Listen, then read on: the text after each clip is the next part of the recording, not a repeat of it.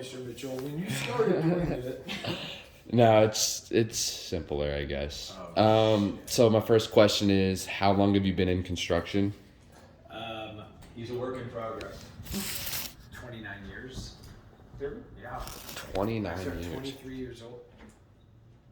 Oh, 23 years old. 43, 53. Yeah. How long have you been a Time contractor? out. 23. Is that 28 years? 28 years. Okay. 28.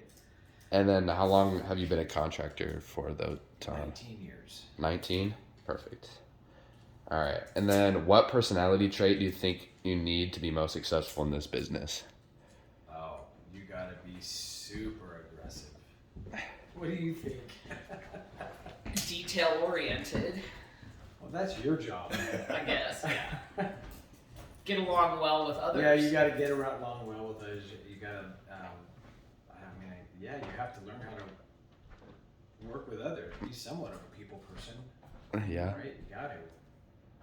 Gotta See know a what lot it- of non-people people being. And you have to be Successful. open to understanding how they do their job. So you have to learn a little bit about each. Are you being interviewed or? Yeah, well, is I love this. She can help me. She's my. Listen, Yeah, this I'm this on works. IDAA. IDAA, is that where you need help in school? I don't know. No, this works. This works.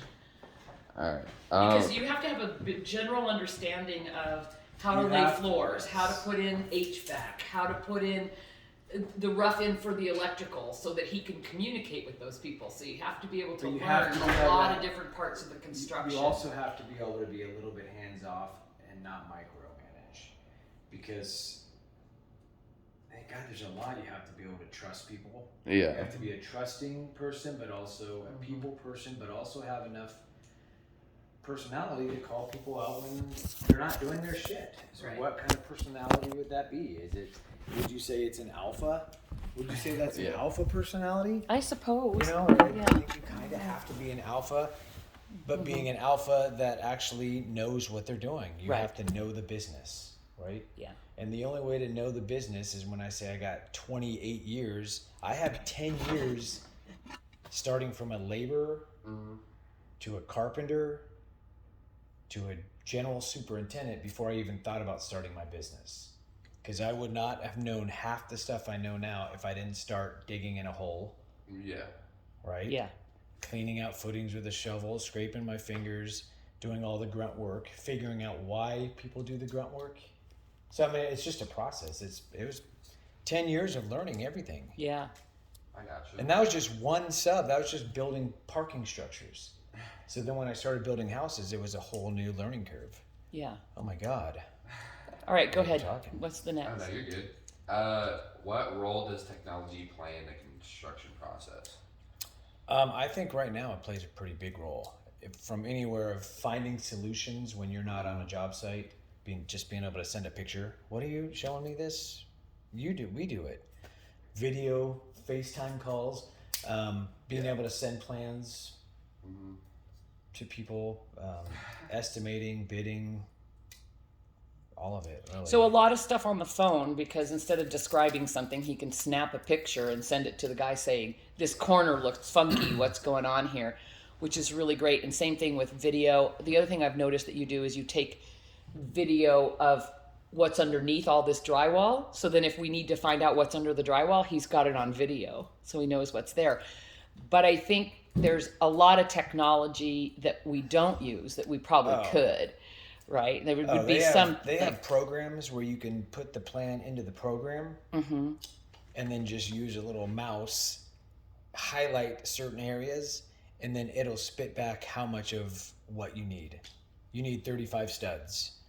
You have this much square foot of sheeting you're gonna need. And why don't you use that? I'm curious. Just the hassle of learning it, or Yeah, I think the and then biggest you have part to is hassle of learning it. Then I have to be able to sit down at a desk right. and be able to do all this stuff, which would not give me the ability to drive around job sites. And Right. it's either that or I hire somebody else Yeah. and I can go in the office Right. and do a lot of the stuff. Right. But I like being out in the field. Right. That's why I you're do in not- construction. yeah, I do not like Yeah. sitting in an office. Now, bigger companies totally utilize that. Yeah. Big companies, that's all they do. Yeah. If you're in the office all day, Oh my God, you can get so much. You could get so much estimating done if you have big jobs. Yeah. I gotcha. All right. Next question is, what's the most difficult part of this job? Making sure that your subcontractors are showing up when you have them scheduled to show up, and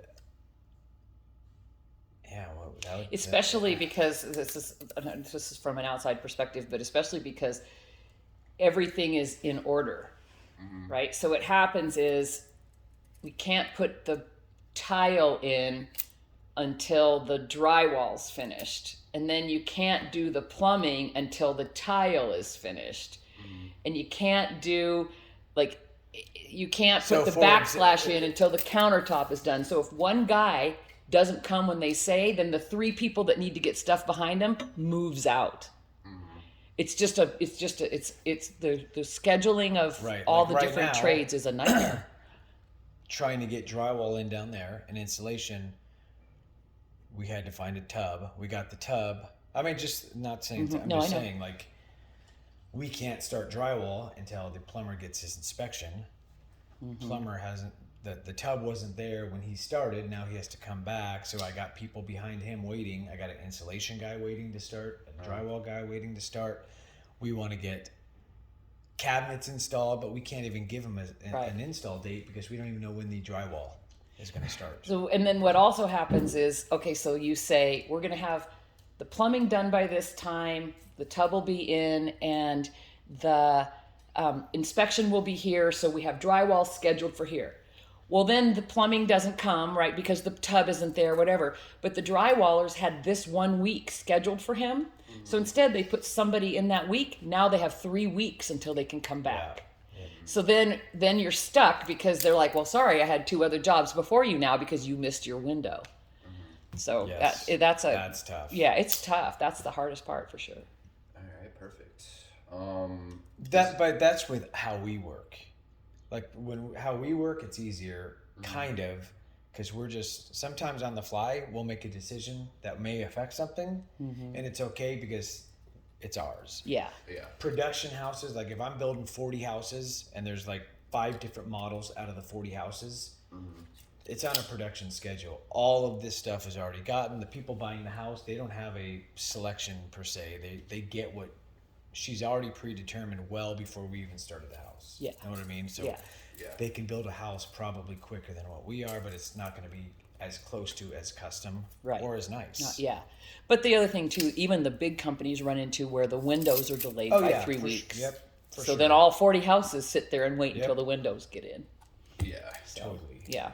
Anyway, All right. Is it ever hard to turn an idea into the real thing? Yes, when I work with people like Lisa Whitehead,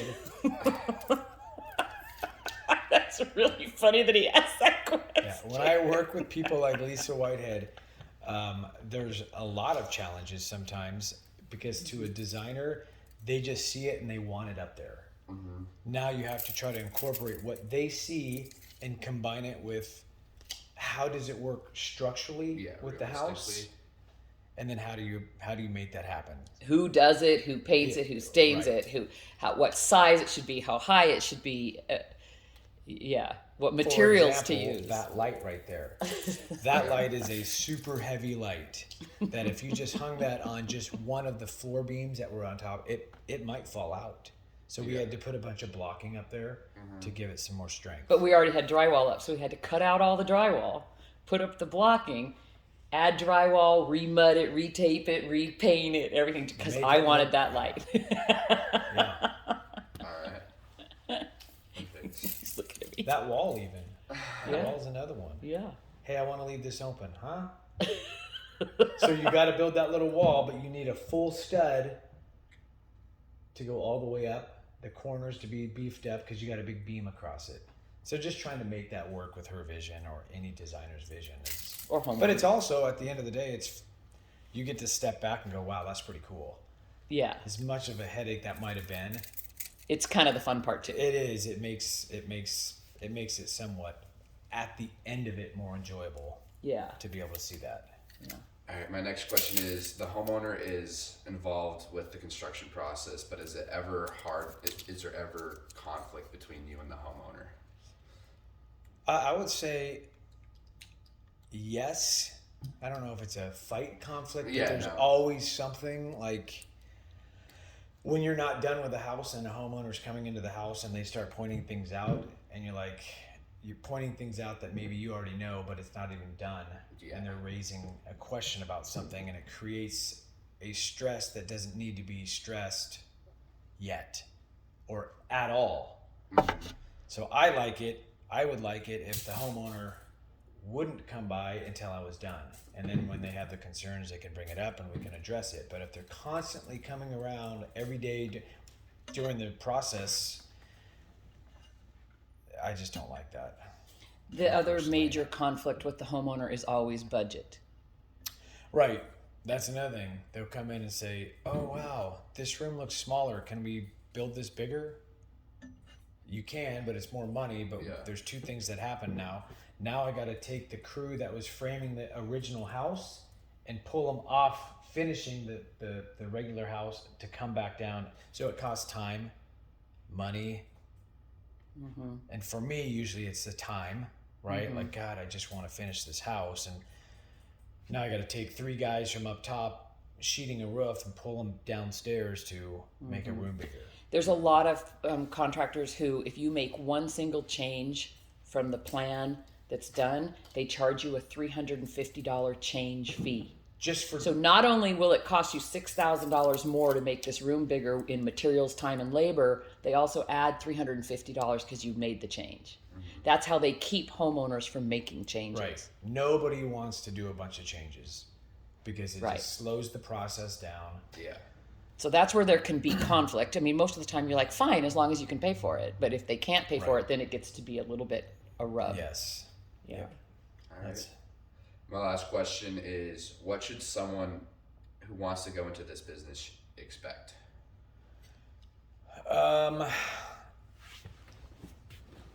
a lot of hard work, right?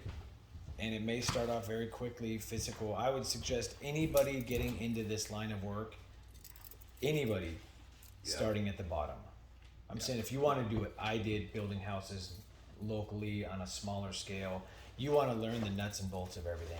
You want to know, why are you doing this with the concrete? Well, what does that mean with the framing? Well, what does the roofer need here? If you wanted to go on bigger scale, like the guy's doing 50 to 100 to 150 houses, or a guy, general contractor, building 300 unit buildings, then I would say go to school, learn construction management, and then get in the office so you know how to do all that stuff, like you were saying, the technology part of it. All right. I would suggest doing what I do because you actually get a lot of free time. I mean, after you build your business up, Yeah, you have much more free time and you make decent money. sure. The other route is construction management. Consider yourself being in an office Yeah. on a clock. I don't know. I think it's funner working outside, being outside, seeing different sites every day, doing different stuff every day. Yeah. Would you agree with that, Lisa? I would, yeah. It's Like, it's what's fun is it's and I like the idea too that it's a different house each time, a different Right. lot each time. yep. But I like being outside. Like, you and like doing- going to the jobs and I checking love it it. out. Like, imagine doing your job but being like Tracy, just in the same office every day. Right. Like, she probably has fun. But it's Yeah. not as fun because you're going out and you're I walking agree. to houses and you're seeing cool stuff. I mean, Yeah. I wouldn't want to do that. I would rather do what you do, or I'd Yeah. rather do what I do. I Yeah. could not be in an office. I mean, I've worked in an office before, and there's certain things that are fun about that too, because you've got camaraderie, you're around the same people all the time. You go to lunch and Yeah. blah, blah, blah, blah. But this kind of running around, being free and on your own time is Yeah. really, really terrific. And you get to talk your certain language if you want to talk. Yeah. I mean, you know, Yeah. like, you're around all the construction workers now too. Yeah. Like Paul was saying. Yeah. Oh, those guys are having the funnest time just putting up siding, Yeah. dropping F-bombs, dancing when the song comes on. Yeah, but But that's it's the hard same- work. Being in business for yourself is always better than, not always, but gives you a If lot you're more a hard freedom. worker. If you're a hard worker, you can, yeah. If I'm going to tell you, Jake, One of the right first- now, Yeah. if you are at all motivated in where we are in 2023, if you just have a little bit more motivation than the average person, you could go out and kill it right now. Because people are not motivated. I'm just telling you, I think, Lisa, you would agree. Yeah. If you just put in 80% effort, you would kill it. All right. Because you can't find kids that put in 40% effort. Hey, I'll pay you $100 for the day cash. Sometimes it may only be 6 hours. Kids don't want to wake up and go work for that. Yeah, it's ridiculous. The two things they're missing out on: learning a part of a trade. Even if it's labor, you're learning a part of a trade of why you're doing something, and you're making a couple bucks in high school. Yeah. All right, I gotta go. You can turn your recorder off. Oh yeah. No, that's Thank pretty you, much the Vance. end of I'll it. see. I'm already 17 minutes late from my. How long was it?